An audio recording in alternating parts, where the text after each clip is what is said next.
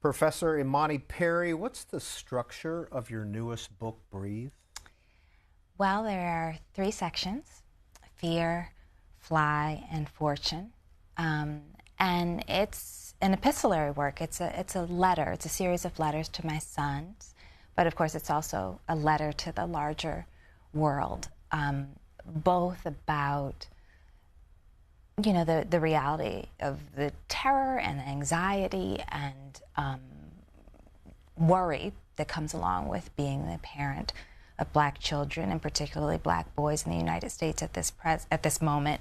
But it's also filled with my desire for them to lead a life of beauty and joy and excellence and self-regard, much of which I think one finds the lessons for in an extraordinary tradition we have to draw from. I actually have written them letters privately for years, but my editor, Gayatri Patnaik at Beacon Press, said, is this something that you'd be interested in doing? I think in large part because I talk about my children all the time, and I write posts about them on social media. And initially, I think what we both had in mind was something that was probably a bit more lighthearted. But then when I started to really reflect on what it would mean to try to tell a story to them about both my expectations, but also my warnings and the depth of my love, and a story for both them and for the world, then it became something more sober.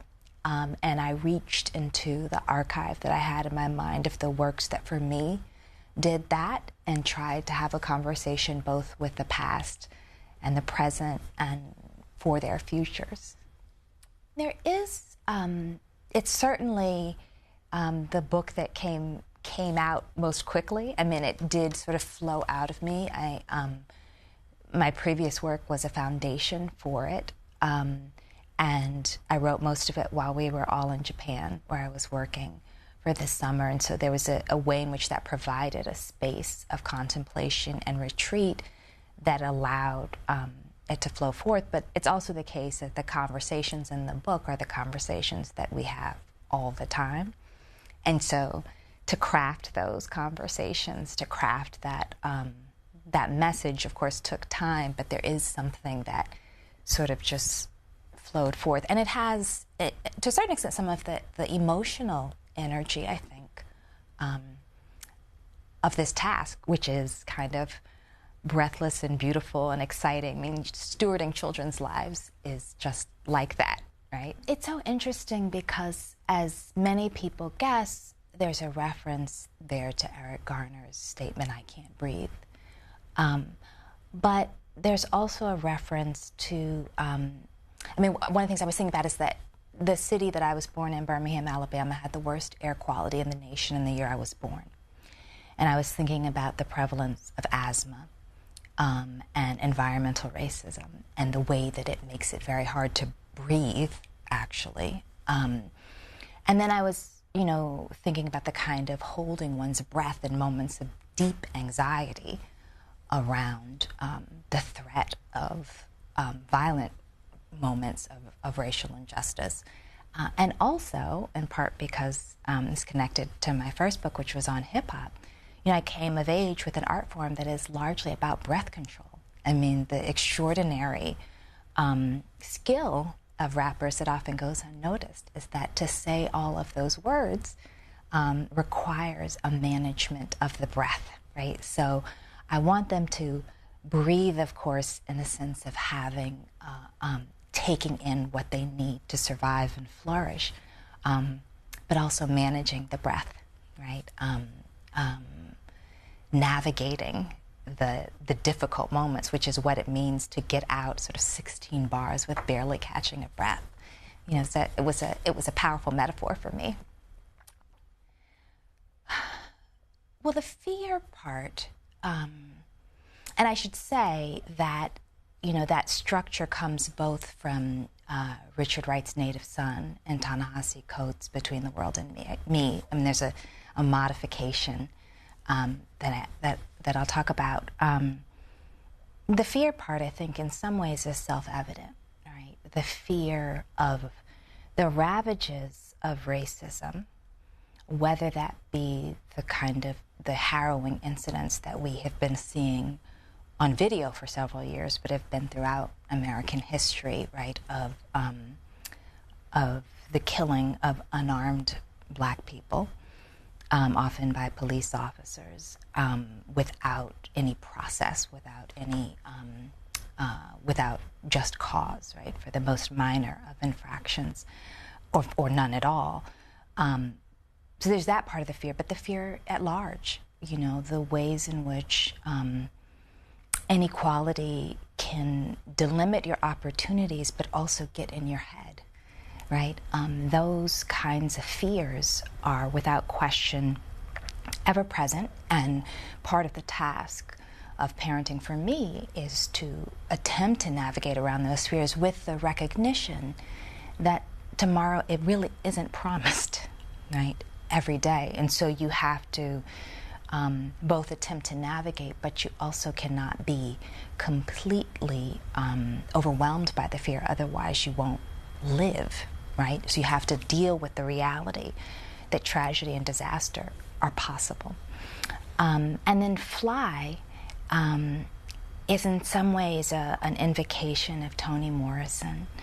And as opposed to flight in Native Son is the moment when the protagonist, Bigger Thomas, is running away from the law because he has committed a murder that is prompted by his terror of being lynched, essentially. But I thought about flight in the sense of actually taking flight in life. Right, so it's sort of an extension of the idea of not being defined by the fear, but how to take flight, and that is a direct reference to Toni Morrison's Song of Solomon, and the idea of flying if you give up the stuff that weighs you down, as she says. And then fortune, for me, was a way of talking about the abundance that they have, that is not about the material fortune. It's not about inheritance in the way we tend to describe it as riches, but actually the fortune of a tradition, of an ancestry, of resilience, of incredible beauty, of creativity, even in the face of constraint. And so, I talk about everything from our ancestors who worked the land to Thelonious Monk and his mastery, the repetition of a single composition over and over, which really functions to me as a way of thinking about, well, how do I navigate this, right? We have this set of notes, right, which we could say is a metaphor for life, right, and navigating the terms over and over again. So that's sort of the foundation of the structure. In some ways, the most important part is that they are fully and absolutely human in all of its complexity. And I say it that way because so often I think Black children in particular aren't granted that recognition. So I can talk about how they are distinctive, so Issa is a brilliant athlete and incredibly sophisticated at understanding human relations, and a beautiful writer. And I can talk about Freeman composes extraordinary music, and he's an amazingly gifted artist, and they're both really good friends, and all of these things. But I sometimes hesitate because these things are true about them, but it's not, I don't want it to sound as though I'm making them exceptional, because I really do believe that all children are really special, and that many children who don't have parents who can draw attention to their gifts are often made to feel as though their children are inadequate and don't have much to offer, which I think, and that disproportionately falls not just on Black children, but on Black boys in particular. So they're really human, as all children are. Thus far, they're okay with it, but I also understand that might change over time, because my sons are 13 and 16. They're in a pretty intense stage of development, each of them. I did give them veto power over the content in the book, so I allowed them to say if there were stories they didn't want in the book, if there were details that I hope maybe they let me tell later in life, but maybe not. But with respect to the idea of, you know, sort of being on book tour and like sort of the book getting public attention, that's not particularly interesting to them, and I think that's a good thing. You know, I am not in our intimate domestic life a public figure, you know, and that part of the day-to-day of our lives really isn't on display, and that's the most important piece for them, right, is the relationship. So it really is. I mean, you know, when you actually start to deconstruct it in a detailed fashion and you see everything from how homes are constructed, you know, how frequently the street cleaning operations take place, who can be where, what opportunities exist, who has bank accounts, who doesn't, you know, who has stocks, who doesn't, walking along the street, you know, whose body elicits a clutching of the purse, who gets followed in a store, where are there bookstores, in which communities, what do the schools look like, what is the quality of the air we breathe. It is so pervasive, and it's part of what makes, as uncomfortable as conversations about race are for so many people, we cannot function as a decent society without talking about it, because we are in the thick of it all the time. Well, let me say why the single sentence question is hard for me, because without the larger context, so often sentences like that trigger a defensiveness that becomes impossible to engage, right? So, and this is the sort of the difficulty of social media all the time, right? It's not unique, and I certainly have experienced it even with tweets that I wrote, right? But that second sentence, that is the caveat, is important, because people hear when you say, I wonder if white people are irredeemable, they hear all white people, and they hear white people as individuals as opposed to whiteness as an identity that is clung to. So that when I go into the second paragraph where I'm like, well, what if we took this identity apart? Those people would not sort of have a different history or body, right? But it would be a different relationship to identity that I think would potentially have, as a consequence, a more humane relationship to each other. So when I went into later in the first paragraph, when I'm saying, you know, individual can be a heaven, right? I'm not talking about individuals. An individual could be a heaven. Certainly, both as someone who was raised by a white man, or as someone who thinks of so many figures like, you know, take for example, John Brown or Howard Zinn or Bob Zellner, right? Who I think of some of the most precious people in the world. It's important to me to not have a formulation that removes them from my sense of the struggle that I'm engaged in. So that's what I was thinking. Yeah, it's a sentence that my mother said to me, and I think about it in a number of different ways. I mean, one, of course, is of course all the risks, right? And so people talk about incessantly, in some ways that are difficult, I think, and maybe not necessarily helpful, about the challenges that black boys face in this world, whether it's mass incarceration or inequality in schooling or high school graduation rates or college attendance rates or employment, all those sorts of things.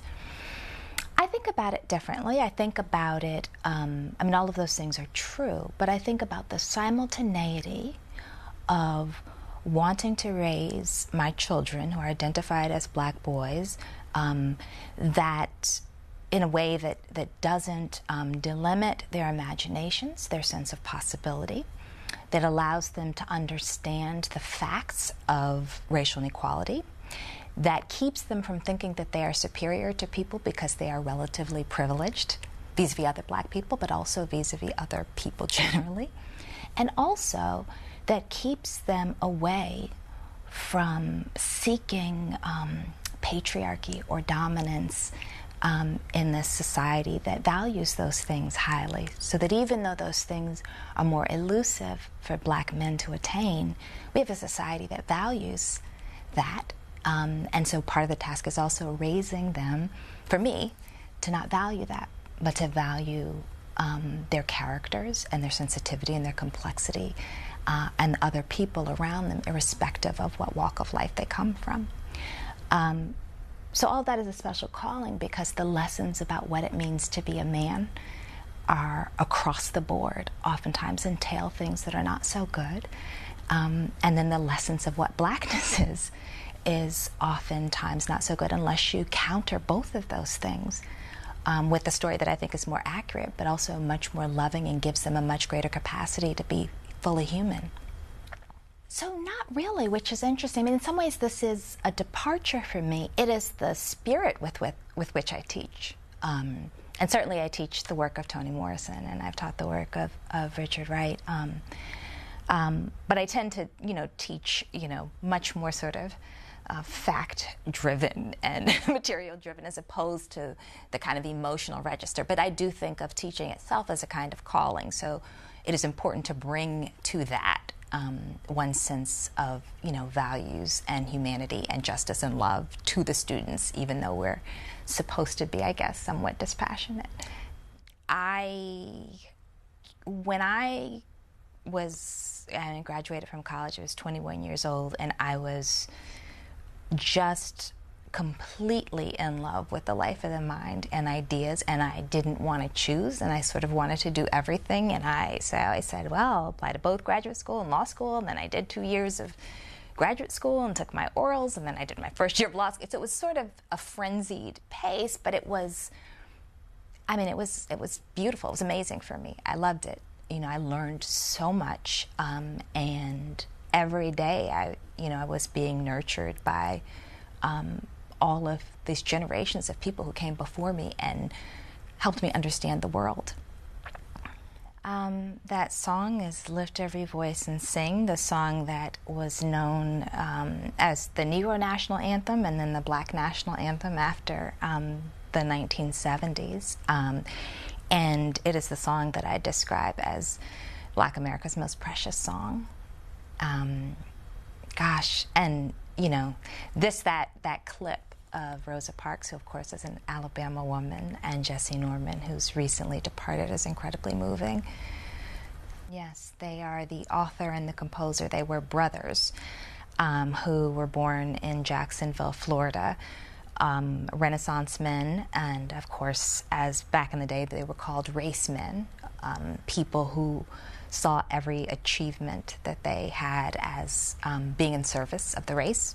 James Weldon Johnson became the first Secretary General of the NAACP, the first black man admitted to the bar in Florida. I mean, really extraordinary. But one of the signature accomplishments of both of their lives was the composition of this song. Their mother's family hadn't been enslaved, was Bahamian, and their father's family had been enslaved in Virginia. But yes, that they were of that generation that emerged from slavery with all of these hopes and dreams and aspirations that were so quickly dashed with the end of Reconstruction. So what was extraordinary is that the song caught on like wildfire. It was almost immediately embraced as an anthem of Black America. And I think, one of the things, and I try to detail this in the book, is that the United States did not have a national anthem at this moment. So even that so early on people were referring to it as an anthem was a big deal. The Johnson brothers were both educators at the time of the composition, and they left Florida and moved up to New York to work on Tin Pan Alley as songwriters, in part because there had been a terrible fire in the city. So they actually weren't there in Florida as the song caught on. And it caught on across, school children passed it on. Black club women circulated it. They reprinted it. It began to be printed in the back of hymnals. And so it was sort of an anthem of a community's making. They did not describe it as an anthem. They didn't intend it necessarily as an anthem. But Black communities throughout the South said, oh, this is our anthem. So, one of the things, and I talked about this in my first book, is that there's something that happens in the 70s and 80s, which is, a transformation both of some norms in Black social and political life that have to do with, the kind of civic engagement and associational life. And it's also winds up being connected to deindustrialization. And there's a piece where, and I quote the Reverend Joseph Lowry sometimes on this, where he says, he said, may he rest in peace, that Black people were once the moral conscience of the nation. Hip-hop is the absolute refusal of that position. So it is bold, it's not formal, it's profane and insistent and unwilling to perform a particular kinds of politics. Is a kind of a reveling in the outlaw, which is a commonplace in American culture, but it's a different kind of public presence for African Americans. So that departure, I think, was significant. But what I also talk about in the book is that the song keeps coming back. So there have been various moments where it seemed like it was just going to peter out completely. It keeps coming back, even though the kind of institutions, the kind of communities in which it was sung on a weekly or even daily basis don't exist in the same way in Black communities. Well, I will say the biggest surprise, because so much of what I write about it is about how it was ensconced in institutional life, right, in various kinds of organizations. And it was so exciting to see, the graduation program at like a dressmaker's academy where they sing the song, or every day, and when Dizzy Gillespie talks about in rural Chiraw, South Carolina, singing the song on the porch of his school looking out on cotton fields. But what surprised me and was so beautiful was how many educators used it as a tool. So I encountered all these curricula in which there are vocabulary lessons that the song becomes a basis of. There are history lessons. There are plays, pantomimes in school. And so it really had so many functions. And to see the way that the teachers, so many Black teachers in segregated schools and underfunded schools, took seriously the task of preparing young people not just for a more just future, but to become warriors for justice, was so moving. Yes. Right. I mean, one of the things that emerged for me as part of the book, and I talk a lot in the early chapters about associational life, taking this from Alexis de Tocqueville, who talked about, Americans love to join groups. For Black Americans, associational life was very explicitly political in the context of Jim Crow.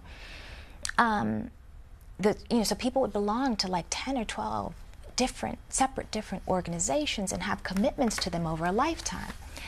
And we don't live that way anymore across the board. That's not just Black Americans, that's Americans in general. But that is precisely what was necessary to wage certainly the Civil Rights Revolution, and it's necessary to actually solve social problems. You have to have a sense of being a member of a fabric of a community who are working together, where there's mutual dependence and trust. And so there's a way in which I'm very emotional and maybe sentimental at moments about Lift Every Voice and Sing. But what was most important about it was that it was a tool for creating an emotional bond in the service of community, right? So that the community itself is ultimately was what was most important. More important than whether we sing that particular song is the kind of rituals and the kind of commitments that made it so powerful. That's what I think we need to re-embrace. Oh, absolutely.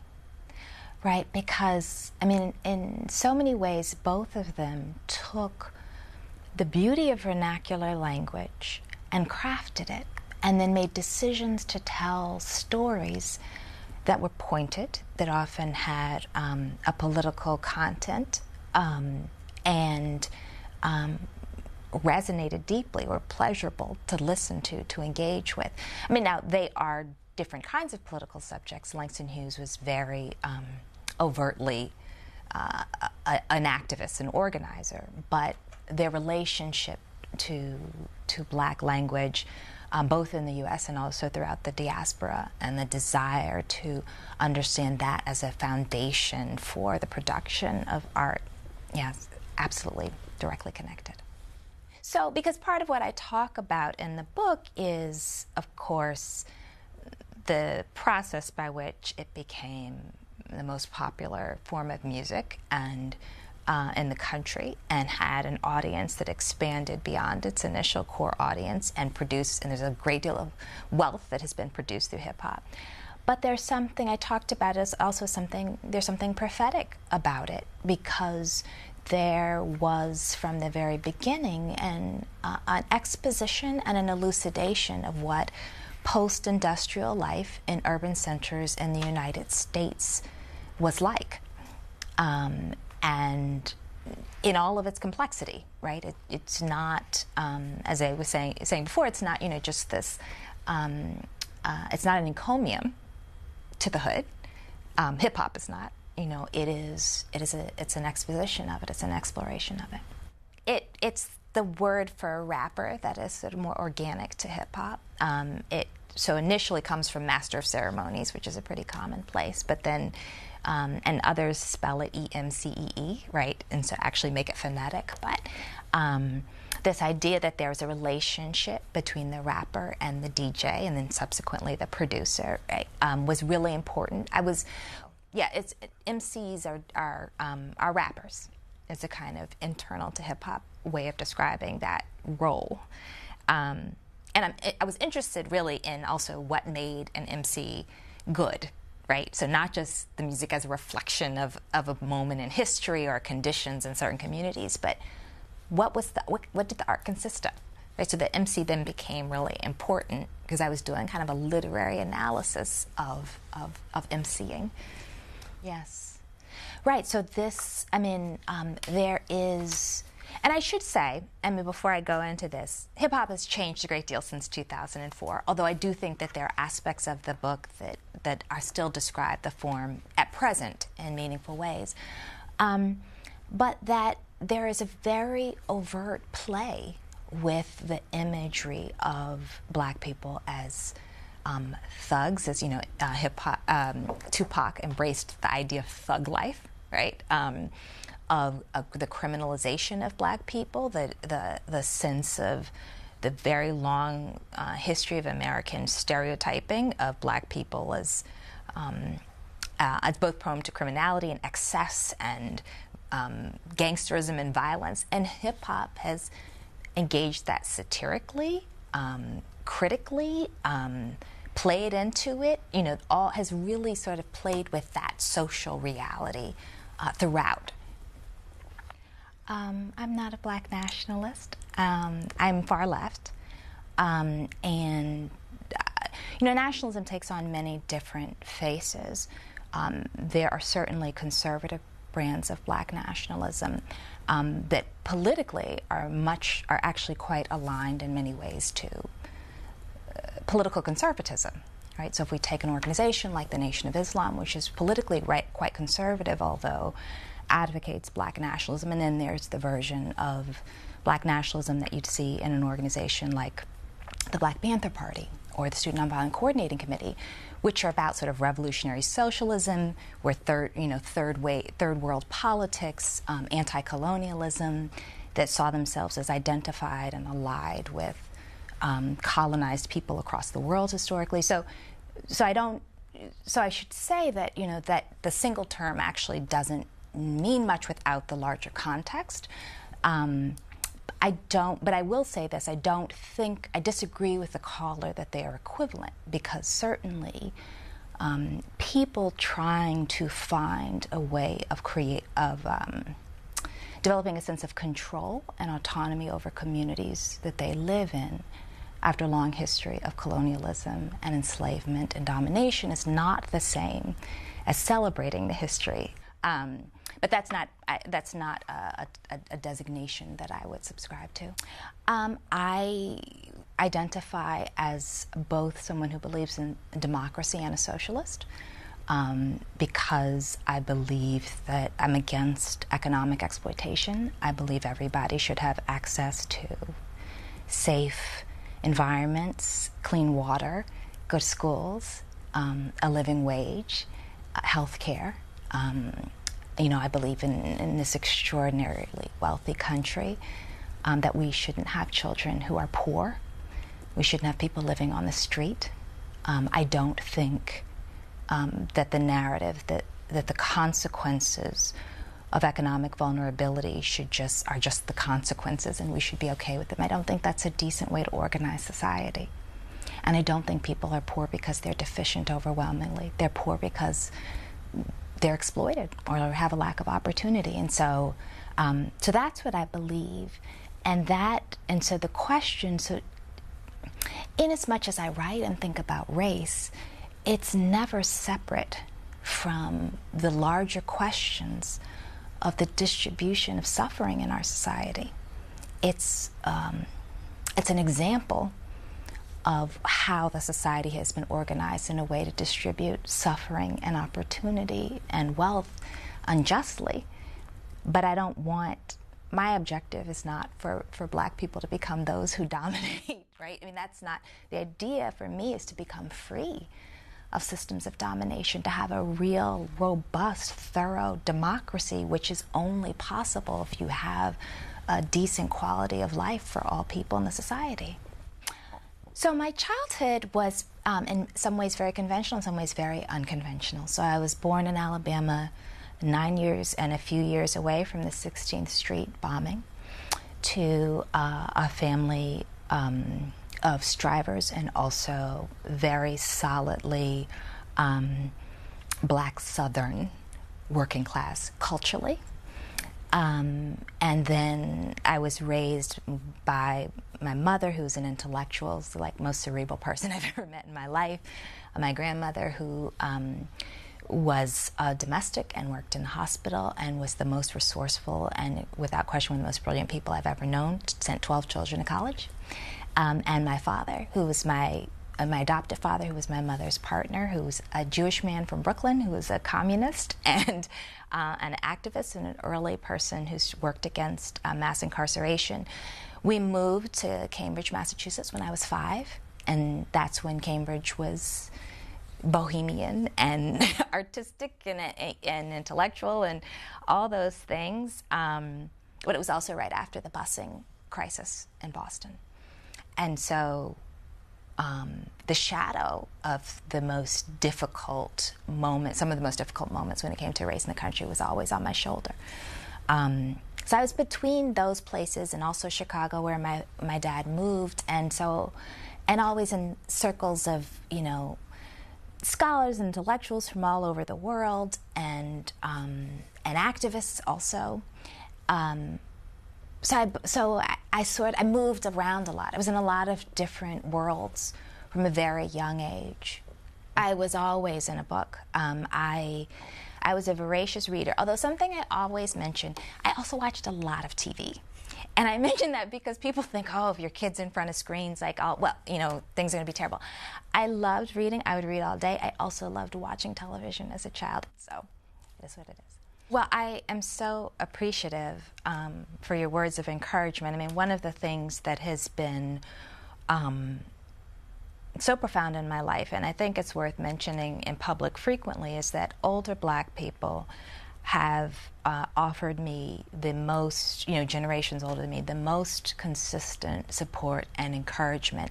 And in particular, particular appreciation for both my writing and earlier my educational aspirations, and I think they sort of get left out. I mean, oftentimes people which I think of as the greatest generation for Black Americans, the Civil Rights generation, are often sort of discounted or diminished, particularly by younger activists. And I think it's really important to offer appreciation for not just what they did to transform the nation, but also what they continue to do to create, hold together the foundation of all of our work, and to have made the work possible. So I'm very thankful. That was Nina Simone, and she was singing the song that she wrote in honor of her dear friend Lorraine Hansberry, who had passed away. And she takes a line from a speech that Hansberry delivered to young Black writers, in which she said that it was a gift to be young and gifted and Black. And so it was a song that, in fact, at certain moments people thought, well, this might become the next Lift Every Voice and Sing, because it was so incredibly popular, and it was a beautiful ode to Hansberry. Yeah, and she was also in West Africa. I don't remember the exact dates, but it was 4 years after Lorraine had passed. Yes, oh, absolutely. And, Hansberry, although politically she was an internationalist, she used to say, before she passed away, people always talking about going to Europe. I want to travel the Americas. She thought she was captivated by the story of the Americas. And so, hers is a thoroughly American story, between Chicago and the Village, and between the small but prominent Black bourgeoisie and her radical comrades, and between her activist community and her lesbian circles in New York. I mean, she crossed a lot of boundaries. So A Raisin in the Sun opens. It is the first play authored by a Black woman on Broadway, and it is an astonishing success. And so Hansberry, this, woman who has been, she was so young, and had, she'd been writing, but she, in many ways, had also, she'd wait tables, she would work at camps, she had been a journalist, and so it was surprising. And it was also surprising that she wrote this extraordinary play. I mean, A Raisin in the Sun is the most widely produced play by a Black playwright in the United States.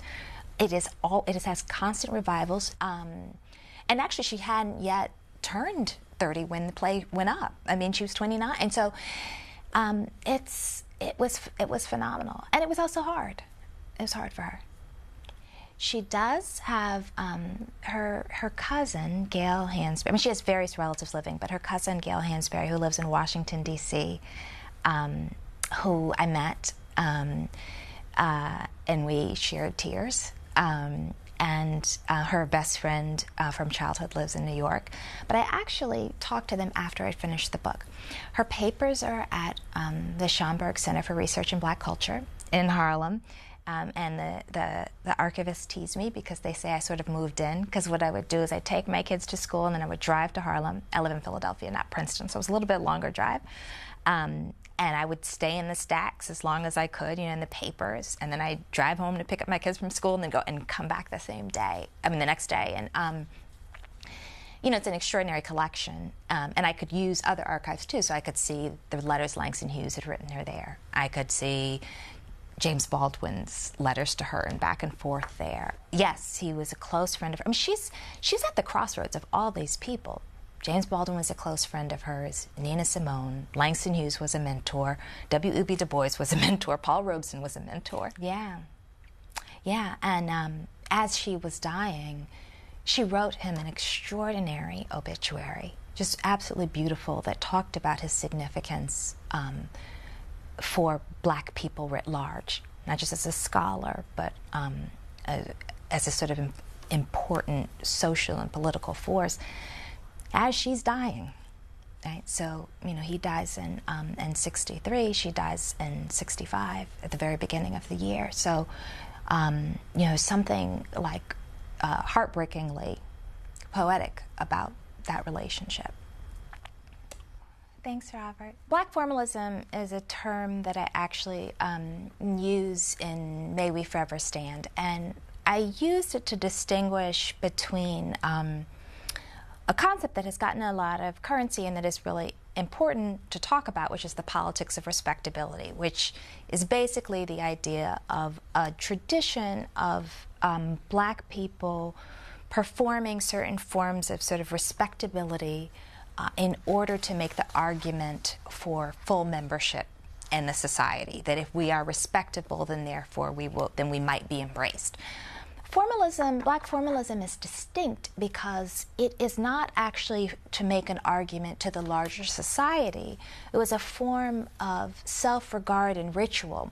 So Black formalism would be, rules about how you dress and comport yourself in civic associations or church, right, or various types of events, and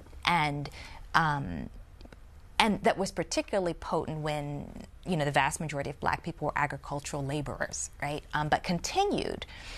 So the question about whether it is sustained, not nearly as much as it once was, because again, there's less of that civic culture, but I think we do still have in certain pockets, and particularly in the South, there's a lot of rules about how to act right in certain times and places that aren't about looking externally, but are about what are the rituals that happen inside a community. Well, what it means is what it means to be registered as other because of race, right? Because of the designation. Because, I operate, as I think many scholars do, with the deep knowledge that race does not real in any biological sense, right? It doesn't. There's no race genes. There's no, that these categories are socially constructed, that we create them. And so when I wanted to use the term to talk about kind of the way race is ascribed to people as opposed to this idea that it just is, right?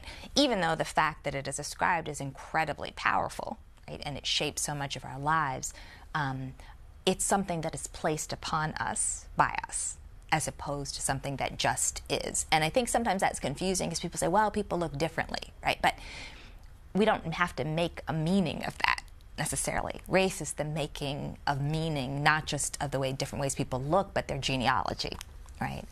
And their personal histories and all those sorts of things. I never work on a single project at a time because I have a hard time choosing and my mind is moving all over the place. And I worked on all of them for the 7 years between 2008 and 2011 and 2018. And I anticipated that they would come out in sequence, and then at a certain point I realized, because of the production schedules, because at a certain point the book is out of your hands, I was like, they're all going to come out in the same year, which was pretty overwhelming. But it was also nice to see the fruition of the labor. But it wasn't like, I sometimes think it kind of looks like it was kind of a parlor trick or some sort, right? Like a magic trick. And it was just, I would work on this for a year and then work on that and then work on them for a month at a time. And they just sort of emerged. So that's such a good question. And it's not a hard and fast distinction, right? I mean, certainly academic books tend to focus on a conversation within a field. And part of what distinguishes them is that in that conversation within an academic field, the conversation becomes somewhat interior, right? So the people who are reading, you assume, have a certain set of body of knowledge, a certain set of books they've read. But as a scholar, I've always wanted to write in ways that don't require people to have read the same, 100 books beforehand. So I try to write in a way, even in the most scholarly of works, that invites people in and then points in the footnotes or in certain sections, okay, for the foundation of this, go here or here. I also think, obviously a trade book or a general market book, by and large, tends towards serving the pleasure of the reader much more directly. Again, I think that's important for all books. I think that we should, you want to engage the reader emotionally as well as intellectually. You want to teach them something so that it's about knowing something but also feeling something. And so for me, the development has been, I have this foundation as a scholar, and then I'm consistently also building my craft as a writer. So the books take on slightly different valences, but I wouldn't say that I give up the priorities of either genre when I move between them. I'm so grateful for that question. So I asked that question in the book, and I've had some people say, why did you write it to your sons? Well, because I have sons. But I don't think the book would be much different had it been a letter to my daughters. Probably the most significant difference would be that I would write about, much more extensively, about the way girls and women, and particularly black girls and women, are often expected to sacrifice themselves in service of others. And so I probably would have had a different angle on the question of self-regard in that respect. But largely it would be the same. That 61 to 63 thing is so powerful. And I wrote actually an essay in Harper's last year. And one of the formulations was about how it's almost like an ossified city in the way people regard Birmingham. And the images come up, usually in January, sometimes in September. But it's a city that has grown and changed and and was even much more complex than it's given credit for in 61 to 63 in terms of the various politics. There were people who believed in armed self-defense. There were people who had rebellions or riots in the streets in Birmingham. There were people who turned into becoming black nationalists or revolutionary socialists or all these sorts of things in the city. And then we had a major transformation with the election of Mayor Arrington, and he was the mayor of Birmingham for, I guess, 30 years. He's still alive. He's extraordinary, who saved the city from the ravages of deindustrialization. First black mayor of the city, by bringing in the hospital industry. So we lost the steel mills and coal mines, and he built it. And so there's all this history that has intervened, right? And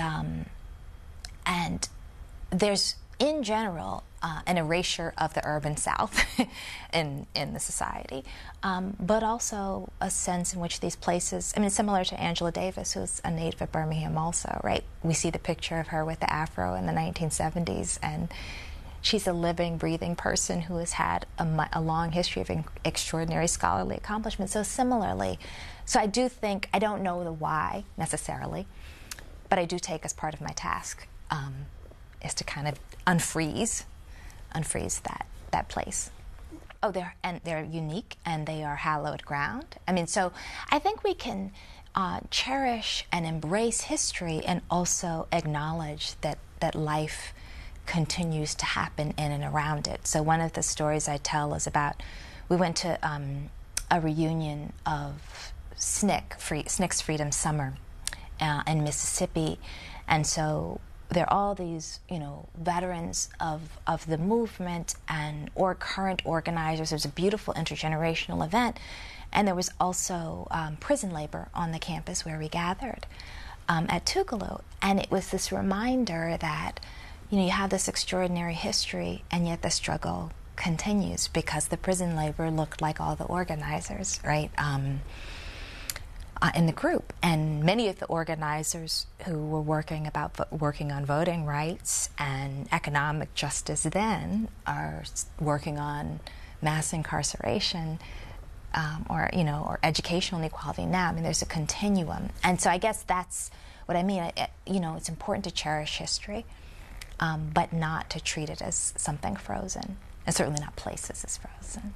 I think the question is how the 21st century changes and technology are going to affect research and the creation of archives. And I think that's a great question.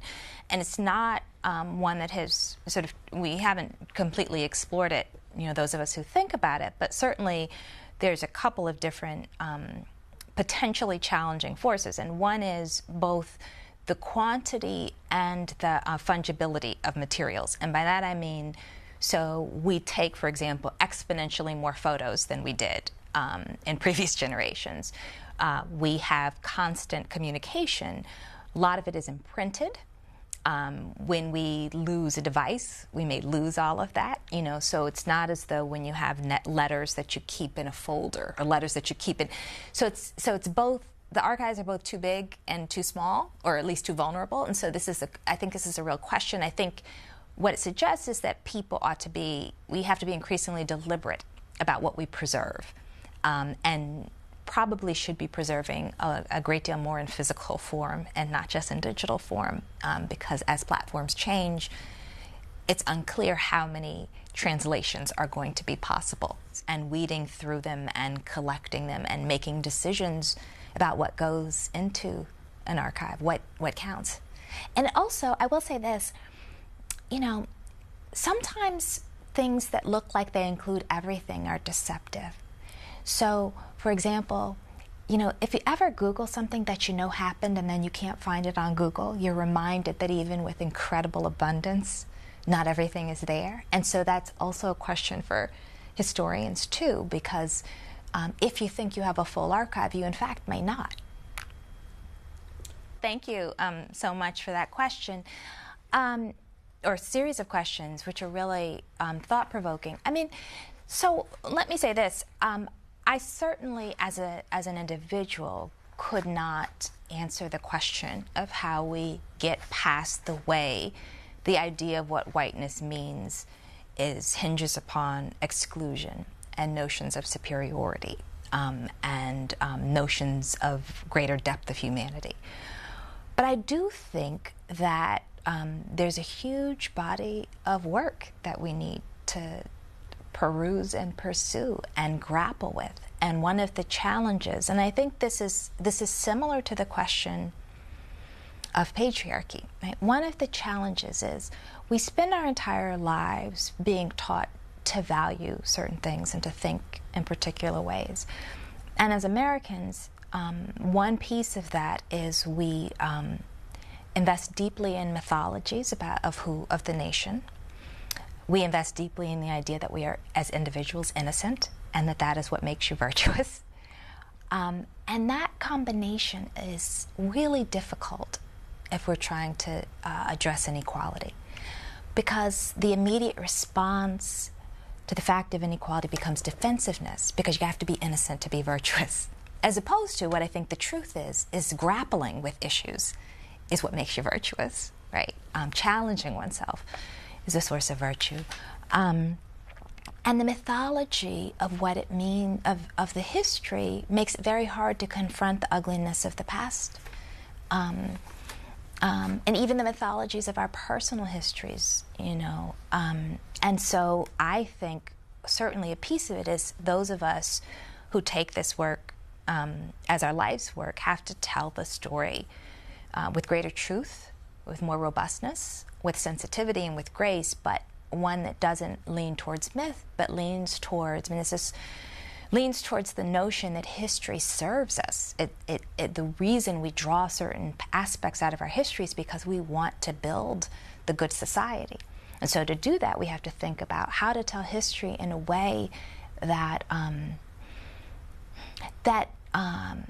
is honest about the failings and is also honest about the heroes that have led us toward values that are more inclusive and more decent and more beautiful. So, so I don't have all the answers, but I do think that that's without question a part of it. And it was really important in that book for me to say that the way racial inequality, one is that we are not just living with the impact of the past. So we certainly are, right? So when you look at something like the wealth gap, you see, well, that's the impact of 20th century policies that created wealth gaps across the lines of race. But the reality is when you do, and for that book I researched so many fields, neuroscience, media studies, literature, social psychology, economics. And what I saw over and over again is that people disadvantage others based upon their membership in racial groups. Most dramatically, black people are disadvantaged, that it's not exclusively white people, that it even includes a significant number of black people who do that disadvantaging of black people in professions of various sorts. And so it's not really about this question of the individual attitude. These are learned behaviors. We exist in a culture that teaches us that, as my colleague Eddie Glaude says, that white people matter more, right? And so, if you understand that it is a culture, then it becomes very clear why it's so hard to address it, why policy is insufficient, because you need a cultural shift. We have to tell different kinds of stories. We have to actually be intentional about the process. One of the commonplaces in our society is that people often think it's impolite or it's not nice or it's uncomfortable to talk about race. But one thing that we know from research is that talking about race actually helps people behave in a less discriminatory fashion. It's evidenced, right? And so that's a cultural shift that needs to happen. And I also think it was really important that it wasn't, one, that we understand that we can all participate in the transformation, but this is not a matter of kind of individuated attitudes or individual behaviors,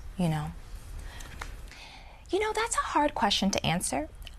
Certainly, there are particular courses that I teach that are more likely to attract students who identify as conservative. So I teach a course on the history of race in American law.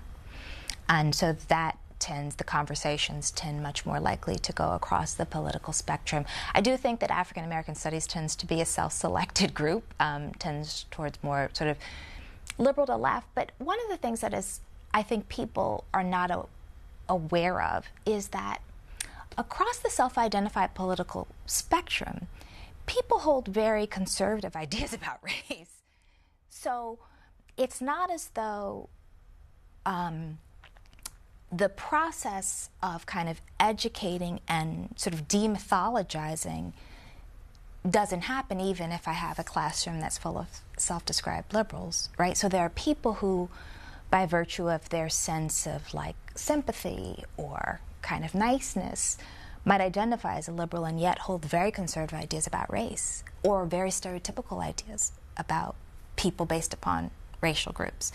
And so I think, that's important because for me, the role of an educator is not, although, so often those of us on the left are accused of this, is not political indoctrination.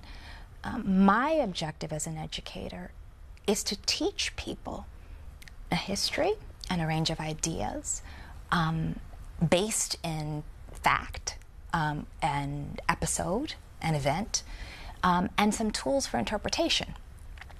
So, many years ago I had, this doesn't happen now because of social media, right, where it's very clear what my politics are.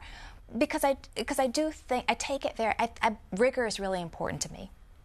So I have strong ideological commitments, but rigor is more important to me. So I'm never going to write or say anything that isn't backed up with substantial bodies of evidence.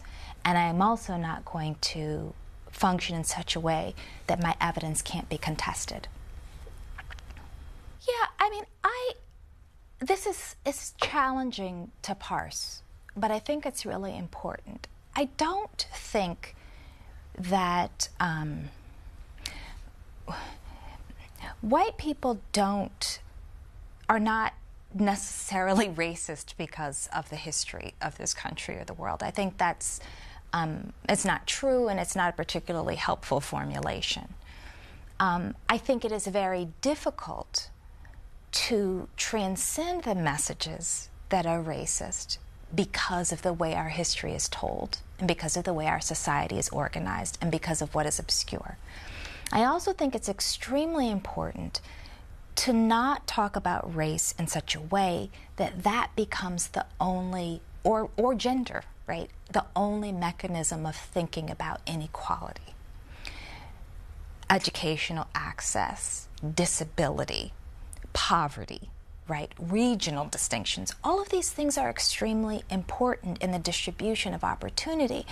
And so sometimes I do worry, that people read the conversations that I and others have about race as the implication that if you are white and male, therefore you have everything. Obviously, that's not true, right? I was born in Alabama. I've been to Appalachia, right? That's not true.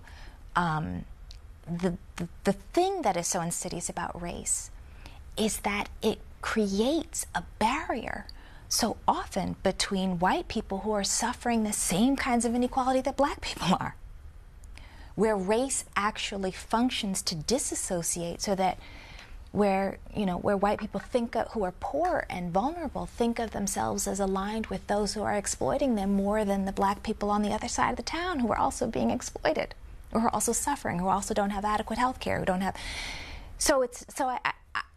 I want to parse that out, because there will never be a case, and I've had these discussions and debates, and certainly not everybody in my field agrees with me, although I think many, if not most, do. But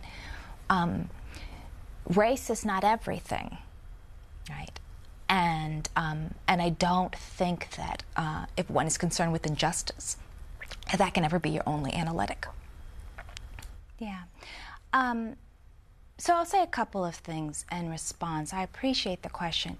I do think that that African Americans are obsessed with race, and I think, thank goodness, because were we not, it would require us to be deeply self-hating people. When something profoundly shapes every aspect of your life and your history and denies you opportunity, if you were not obsessed with that question, it's hard to understand how that would make you someone who could have any self-regard.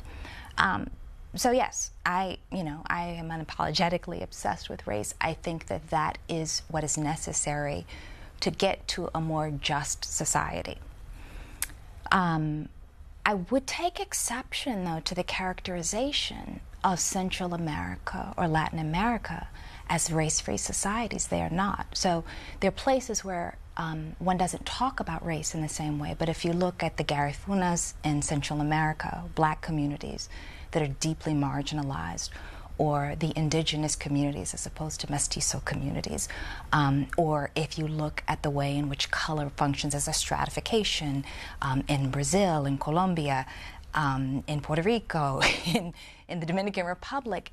So not talking about race actually does not impact how materially racial inequality functions. Latin America is a wonderful example, because the evidence of how deeply stratified things are along the lines of complexion, even though the words are different, is a sign that not talking about it doesn't make it better. I was arrested. I was pulled over for speeding, and then I was told I had an unpaid parking ticket, and later, subsequently told that my license had been suspended for an unpaid parking ticket in Philadelphia. And it became national news because I talked about it. And I'll say some of the details, and then really the part that was most significant for me. So one of the details was that there was a male and a female officer, but the person who searched my body for weapons was a man. I don't know. And then I was handcuffed. I asked if I said, well, can I pay the fine? And then I asked if I could call the president of the university. I was told no, and then I was handcuffed to a table when I was taken to the police station. And it was very clear to me that they were skeptical of my claim to be associated with the university, which is fine.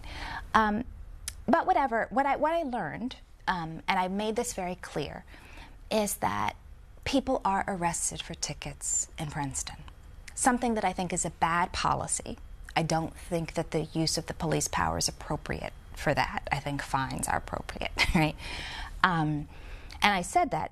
Also, it is the case that black drivers are disproportionately stopped in Princeton. So both are true. So there are plenty of white people who have been arrested for tickets in Princeton. Black people are disproportionately arrested. And certainly the officer's discretion, I thought, was inappropriate in things like handcuffing me to a table. And also some details that I didn't talk about, but that I couldn't pay with an ATM. I had to pay cash. I didn't have cash on me. They wouldn't take me to an ATM. I had to get somebody to come. I don't live in Princeton. I had to get all those details. But let me tell you, the thing that was really harrowing, and this didn't make it into the news, is that after I talked about this incident, I received consistent email, messages on social media, calls on my cell phone, and calls on work that were filled with the most disgusting slurs of every sort you could imagine. Gender slurs, racial slurs, death threats. Police had to get involved. Police officers had to patrol in front of my home. And cell phone calls also, so people got a hold of my cell phone. And the violent reaction was terrifying. And I am not the only person in my building at work who experiences that kind of harassment on a regular basis. We have increased security in the African American Studies building on campus because we experience the most threats, and they are very ugly, and given the current climate, they feel real. And so when people on the one hand say, what do you mean racial discrimination? There's no racial discrimination, and then respond with that thing, that's an indication of the world we live in, right? So that was what became most traumatic about the incident.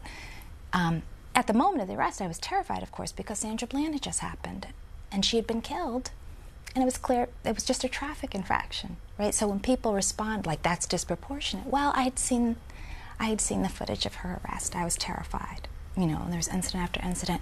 But the worst part was actually the venomous response to me speaking about the incident. Yes, absolutely. The university stood by me. A group of black women academics from all across the nation and abroad spoke out on my behalf. My students stood by me. I was actually on my way. It was a Saturday. I was on my way to campus for a student conference on black women. And one of my students who I actually saw yesterday, she's a graduate student elsewhere now, but had organized the conference. So I received a great deal of support that was essential from my institution and from my community. And so I wouldn't want to at all give the impression that I was not surrounded by love, because I absolutely was. But I was also afraid, and afraid because as much as there's this conversation about the importance of free speech, when you say certain things, you are under enormous threat. So I will say this. The judge in my case, because I had to go to court, was very gracious.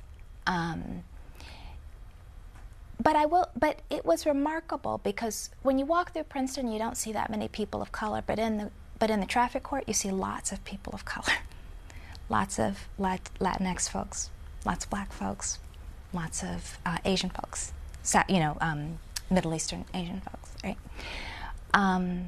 So on the one hand, I was treated well, and I do think that was in part because of not just my association with the university, but the attention to the issues that it created.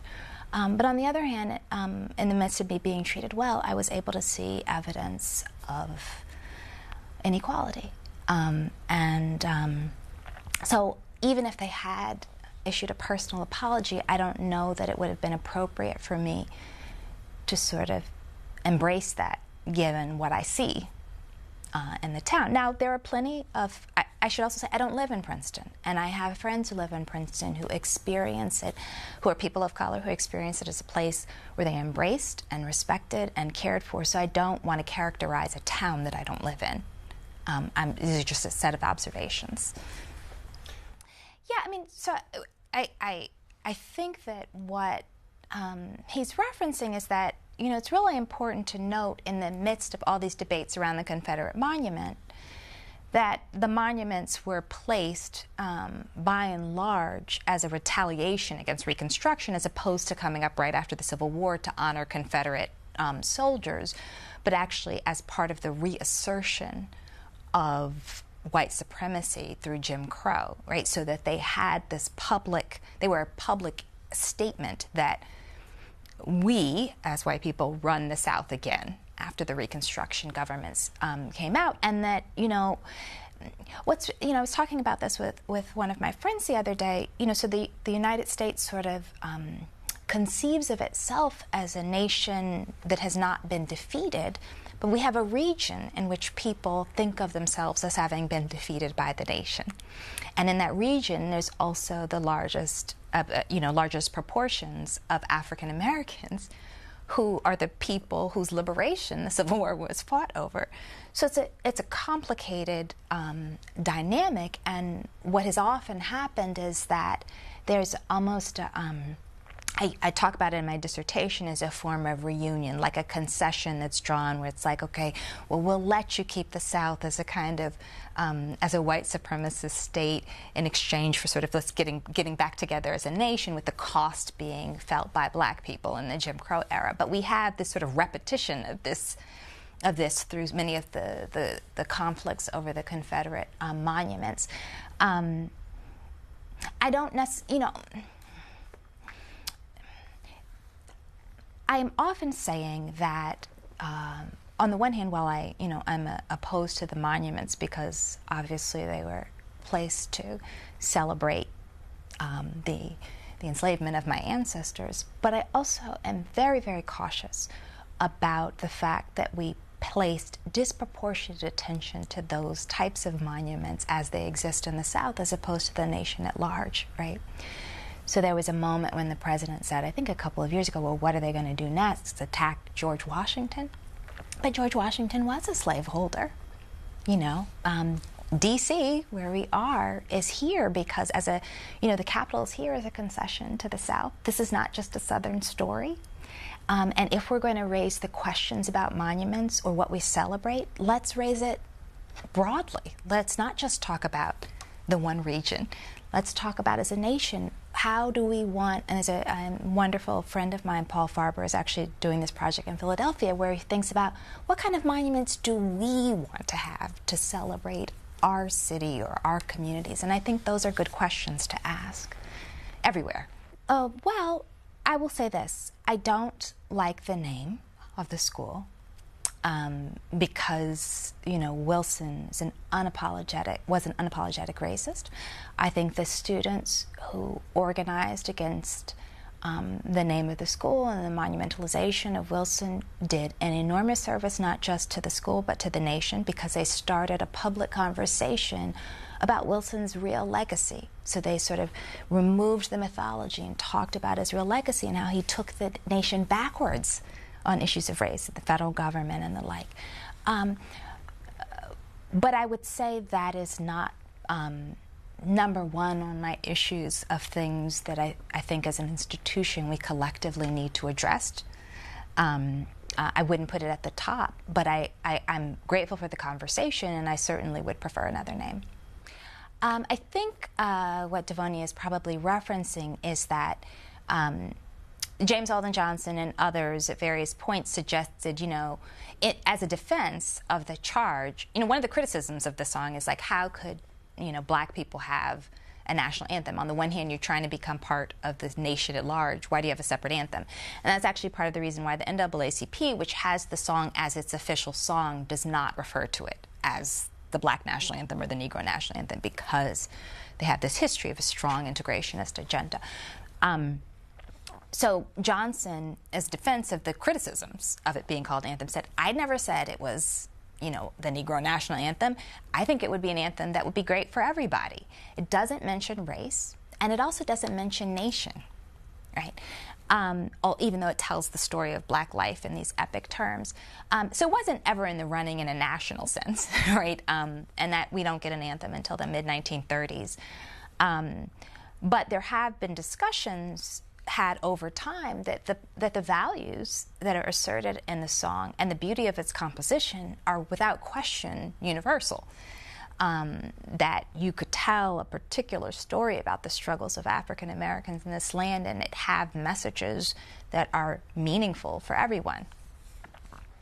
Yeah, I don't want to make assumptions about Dave's story, but I was very moved by what he said. I think that, there's a complicated and rare and precious circumstance for white families living in predominantly black communities. On the one hand, it's very powerful because white flight was and is a real thing, so that whenever there's a critical mass of black people moving into communities, by and large, the majority of white people depart, and so the prospect of integration is actually disappeared almost immediately. Like our neighborhood in Birmingham is an example. Our family was the third black family on the street. Several years later, you know, the neighborhood is completely black, right? But it's also the case, and I gleaned that from what he was saying, is that it's always hard to be one of the few. And it's particularly hard to be one of the few in areas where people are economically vulnerable, which is the vast majority of predominantly black communities. And so I imagine that his reference to his grandsons, it's probably tough to be white kids in those schools, right? And I think that we can acknowledge that and still acknowledge that in the society at large, it's not tough to be white, right? And so how, for those kids, to navigate, on the one hand, the reality of racial inequality, but also that they may feel slighted or cast aside or marginalized in their school environment, I think is important, and I think it requires sensitivity, and it always requires sensitivity with children. And the best way, you know, certainly I think, you know, I'm the person who's always like, policy, structural changes, legal changes, but at the neighborhood level, actually building what I talk about as right relation, right? Like developing real connections with people in a neighborhood, developing friendships, cultivating mutual trust. It's slow work, but I think it's essential. I mean, that's really the best you can do as an individual. He can't shape the fortunes of all the kids in the neighborhood. But having ethical relationships with them, sharing knowledge, sharing information, sharing opportunity, allowing people to depend on you and actually depending on them, I think that's the hope we have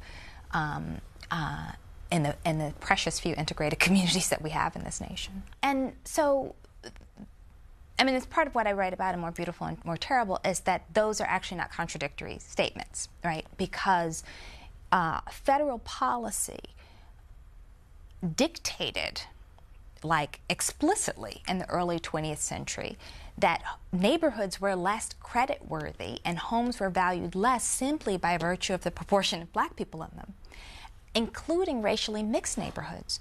So, and therefore, it was harder to get credit in those neighborhoods. So federal government policy made it so that it was a bad economic decision for white people to live in integrated neighborhoods. So that's a function of racial inequality, and it becomes, and the question is, you know, now it accumulates. So we don't have those FHA guidelines anymore. We don't have the rules that make it such that you can't formally get credit if you want to. You can't buy a house in a black neighborhood. But we have now generations of a notion that neighborhoods where black people are worth less. And we know that the price of houses depends upon what people will pay for them, right?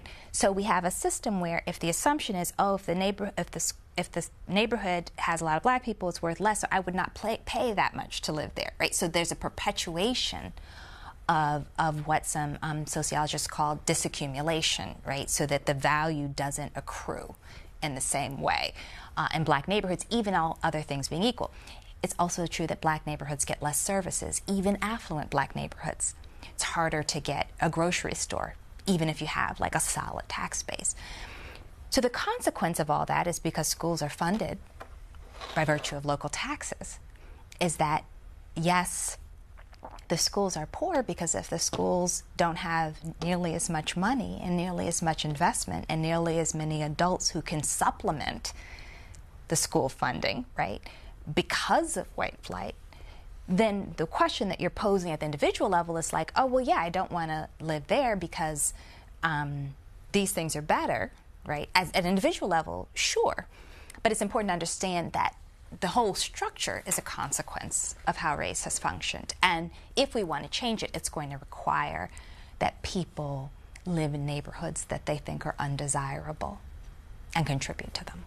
Well, part of the reason, and it connects to a lot of what we've been talking about, that I love Neruda is that, and I read him in both English and Spanish,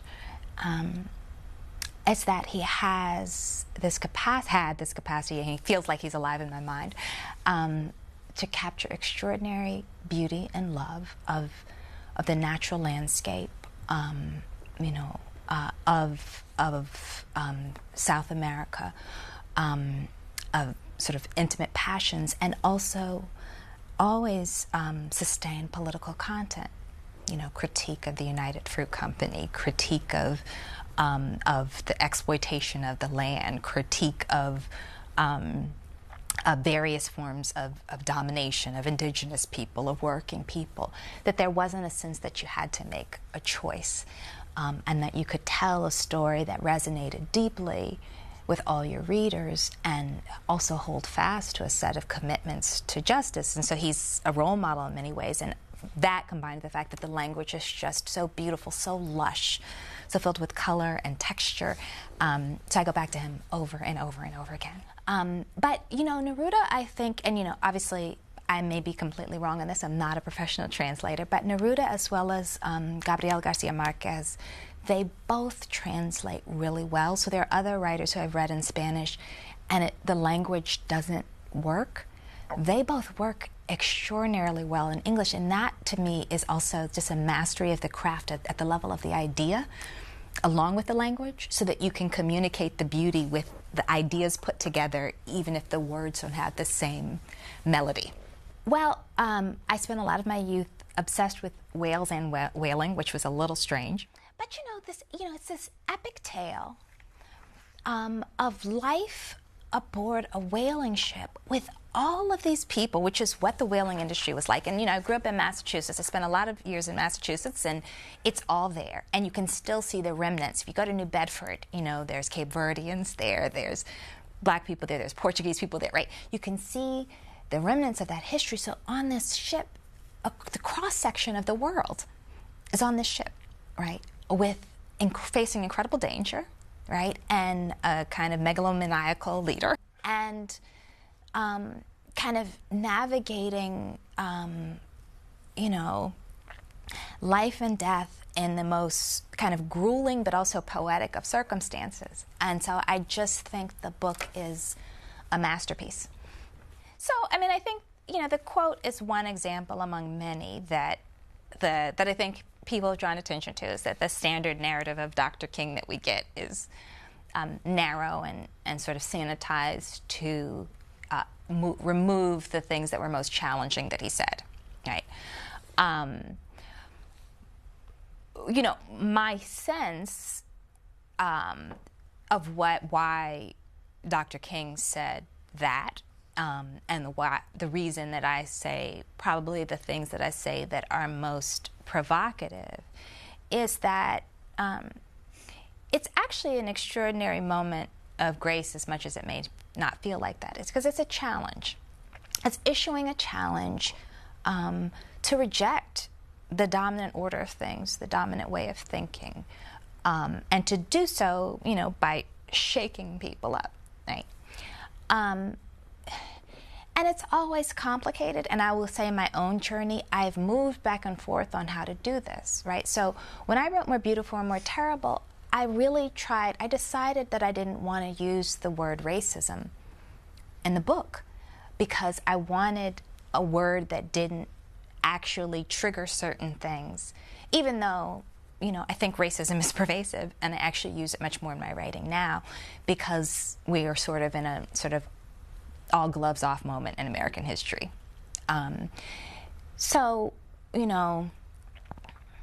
One, I think it's important to talk about that formulation for Dr. King, but I also think it's important to keep in mind that there are lots of different ways to make the point that we require transformation. And sometimes those ways of making the point are more provocative than others, but that the point always is to try to figure out how to enact a change, how to transform the world that we're in. Yeah. So I think, what he gave voice to, the experience of feeling tired, is true. It's a general sense. I wouldn't, this is always the complication, and this goes back to where we started, right? So the formulation that he said that white Americans are trying to start a race war, I wouldn't say that by any means. I think that actually there are people in this country who, militias or, white nationalists who are trying to start a race war. I don't think that is the majority, and I think it's important not to identify that as the center, because that actually for me is not where the battle lies. I think the battle lies in a transformation that is no less potent, but appears less subtle and much more, and is certainly much more nuanced. But the sense of being tired, the sense of worrying about your children when you leave their home, absolutely, and the sense, and I think it's fair to say, of both rage and devastation about the last 3 years in this country is warranted. Because if you think there have been all these generations that have fought for every step, and we're being sort of barreled back into the ugliness of outspoken, overt racism in the public arena, and there does not seem to be any countervailing force to pull it back that is strong, that's harrowing. I mean, and that winds up, I think, making many Black Americans, when we think about all are dead, all are dead, all are departed, all are denigrated, we're back where they were. That's hard.